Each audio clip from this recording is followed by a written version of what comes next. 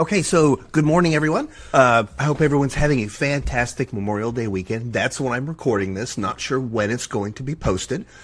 But my idea was to start the series of what I was going to call book reviews, but really are more book discussions, because not necessarily going to get into serious academic book reviews of some of the stuff on my summer reading list, but I do want to talk about it. So my thought here is I'll turn on the camera, I'll ramble some thoughts, and then later I'll see if I can turn it into some kind of coherent video.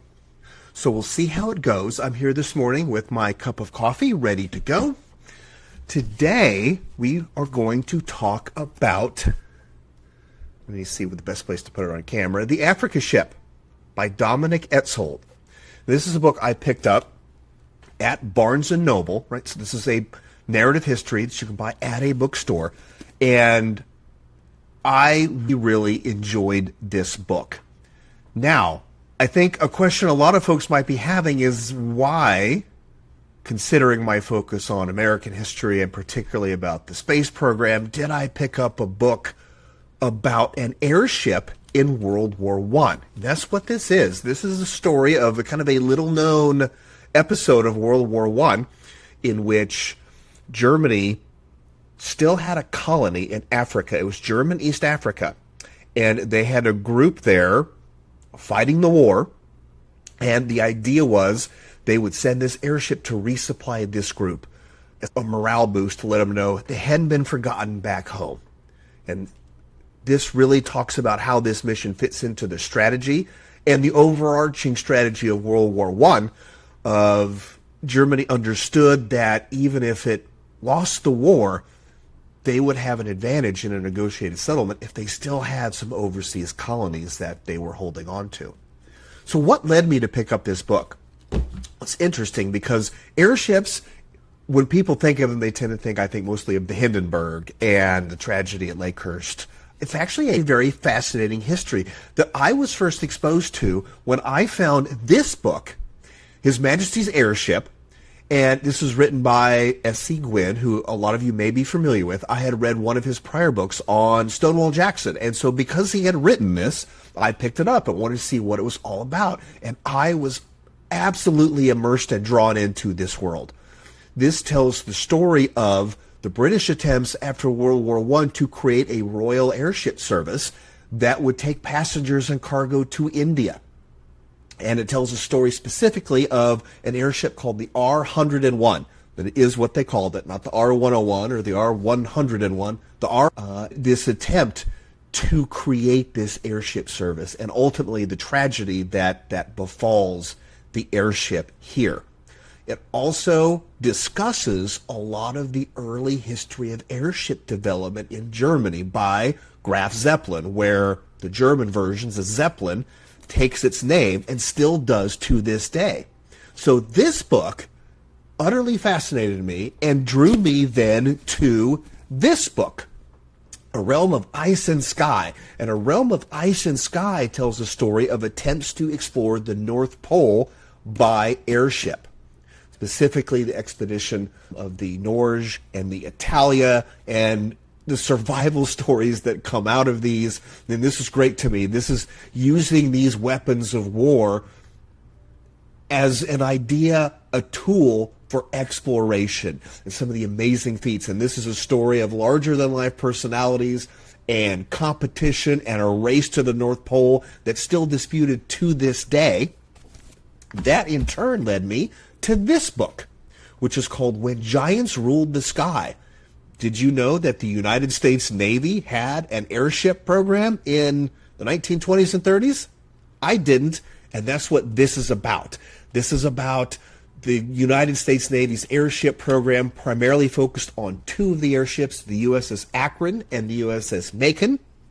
Don't want to give any spoilers, but there's a reason why the U.S. Navy did not continue its airship program because of what happened and the events in this book. And this is just such an interesting period of time for me where the airplane was still a developing technology and airships seemed to offer a better path toward long-duration flight and ultimately carrying passengers and carrying freight. But This book, The Africa Ship, is what we're here to talk about. And this is written by Dominic Engels. While this is not an academic work, this is very much a work of narrative history, I really did enjoy the scholarship that's in this book. He uses a number of primary sources and a number of German language primary sources. Now, once again, I don't want to get too heavily into spoilers about the Africa Ship. However, I think it's a fascinating read, and I think it's well worth your time. These airships were really amazing technology for the time, and this tells this story within the backdrop of Germany's attempt to figure out where do these fit in its strategy and in its overall management of the war. And the Army and the Navy had some. There was a bombing campaign. They attempted to bomb London and southern England using Zeppelins. There was a competition to make them bigger and lighter, to fly higher, to fly further. And it's utterly fascinating. And the author in here describes some of the challenges of navigating airships. They were made out of what's called duralumin, which is, I gather, a predecessor to aluminum, intended to be very lightweight. They were lifted by the use of hydrogen gas. I think very famously used hydrogen gas. Now, the United States airships, when we started, actually used helium. Because at the time, the United States was really one of the only sources of helium in the world. So the Germans didn't have access to helium. That's why they used hydrogen. That's why they continued to use hydrogen into the 1930s with the Graf Zeppelin and with the Hindenburg. And one of the reasons behind that tragedy of the Hindenburg is largely because their attempts to buy helium from the United States did not succeed. Largely because there just wasn't that much helium available even in the United States at the time. So you had hydrogen gas bags that were in many cases made from cow intestine and cow stomach. And these hydrogen bags, well, hydrogen gas has this lifting property, but it depends on temperature and volume. And so you have to carry water ballast and you have to vent hydrogen. And as you got higher, the temperature changed, the lift would change, right? And they have what they call a pressure height, where they have to vent hydrogen or the bags burst. And obviously weather, thunderstorms, huge problem. People shooting at them from the ground.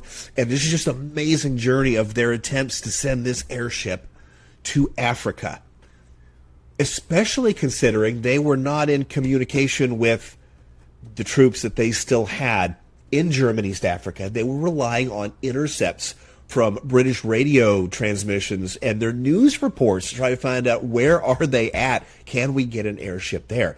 And just the personalities within this German airship program to make something of this. And the idea was that there was this moment where airships were more viable strategically and long duration than airplanes were. Because airplanes at the time were in their infancy. They were still made of canvas and wood, very low speed, very short range. Now World War I caused them to develop in literal leaps and bounds.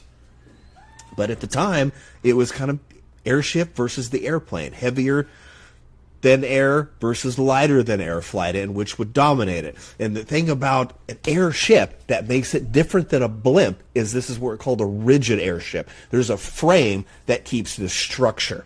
So you can make them be very large, much larger than you can a blimp, which is basically a balloon or a non-rigid airship. So there would have been men in the control car, there would have been men in the engine gondolas servicing these diesel engines as they were running.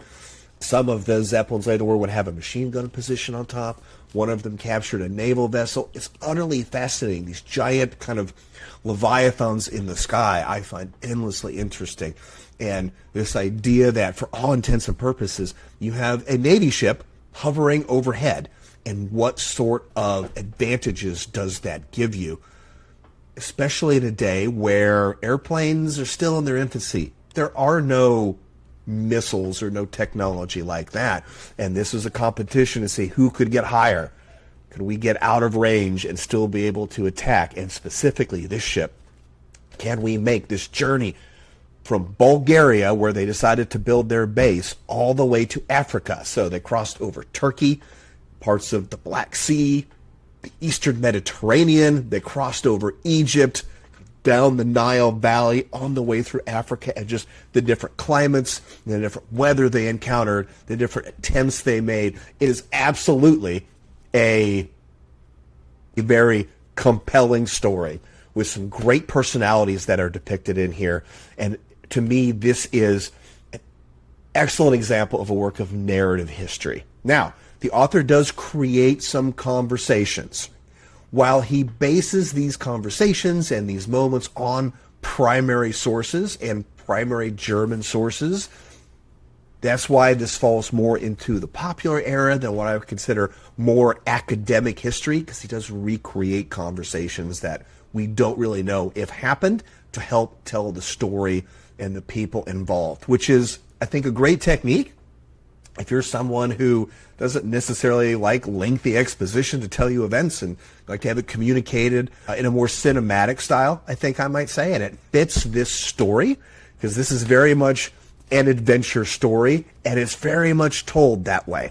So it follows this airship crew and their attempts to make this mission, and it cuts away and lets us know, hey, what's happening with the troops in German East Africa. I also really enjoy the way this author looks critically at other works that have been written about German East Africa, about the airships, and references them and discusses what he feels maybe are some of the shortcomings in some of the scholarship of some of the other works that have come out about this period of time and about this subject. So I cannot recommend the Africa ship enough. If you're like me, you grew up watching Star Trek, this is very much the idea of an airship. It's very romantic. And even though this is used in World War I, it's used for military type purposes, there are other stories, as I've related, where they were used for exploration. It's very much felt like this idea that this is the Starship Enterprise in the sky, and just this moment that has passed. There are attempts today, there are several companies working on rigid airships.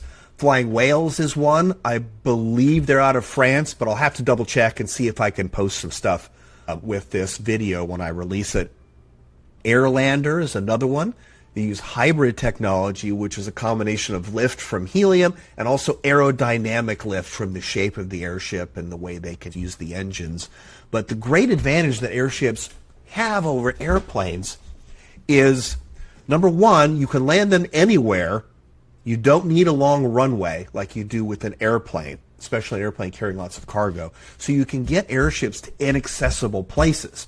So you can get material, you can get supplies, you can get construction equipment to remote sites better with an airship than you can maybe with an airplane, where you would need to build a big landing strip.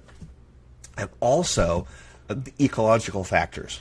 So airships have a much lower footprint than a jet airplane does. So there are some economic advantages to using airships. Their time as a military asset really has passed, although the U.S. Army did have some proposals not too long ago to use airships as skyborne command platforms that could coordinate a bunch of resources. But they're still there, and they've been claiming the new age of the airship for a while now. We'll see what happens. There's also considerations of luxury cruises. You can go online and see some concept art of some airship companies that are looking to start luxury cruises over the Arctic and things like that. So it'll be interesting to see how this plays out. But the stories of this age of the airship is such a specific snapshot of a period in time. Very compelling for some reason. Right. Now, there's a couple more that I still want to look into, and these are books I found at the National World War I Museum and Memorial, which is here in Kansas City. I've done some work with them before. I had a chance to visit the gift shop, and I picked up a couple. One of them is called This Zeppelin Onslaught, The Forgotten Blitz, 1914 to 1915, about the first Zeppelin bombing campaign of Great Britain. I'm looking forward to reading that one. And then also 101 Hours in a Zeppelin, about long duration flights and the attempts to say Germany was basically trying, hey, can we get enough endurance out of an airship that we can fly it across the Atlantic Ocean to the United States? ultimately that was achieved, even if it wasn't by the German Army or Navy in World War I. Africa ship, strongly recommend it. Still trying to decide what I want to discuss next. I have a whole bag full up here full of summer reading picks, so not quite sure what we'll do next. I'm considering Carthage, A New History. I'm also considering a couple other works. We'll see. Let's see where the mood takes me this summer. So, I hope you enjoyed our first kind of book discussion. Hope you enjoyed some thoughts. I hope you got some ideas for some new reading. If anyone has suggestions of other things they'd like me to discuss, history books they found recently that they really enjoyed, that really spoke to them, that they found compelling for whatever reason, whether it's popular, academic, throw something in the comments and we'll see if maybe we can discuss them on a later book review. I like doing these. They're quicker, they're more informal, they're not as scripted, so they don't take as long necessarily to produce as some of the videos on more formal topics that you might find on my channel. As always, thank you all for your time. Thank you for being here to talk to a fellow history nerd about some history books. As always, please like and subscribe, and I look forward to seeing you all at our next book discussion.